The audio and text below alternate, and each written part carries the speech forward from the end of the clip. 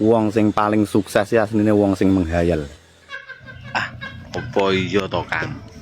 Wong menghayal ki iso request sak sire dhewe.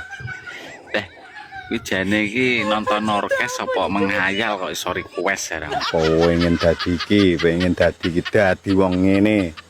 Ya, engko suwe-suwe iso dadi wong kentir. Pengen rono ni pah teko menghayal. Berarti enak ya, Kang ya, menghayal ya. Lah kerjaan paling enak kuwi. Mangkane aja gampang bangkong. Lah napa to, Kang, kok ora oleh bangkong?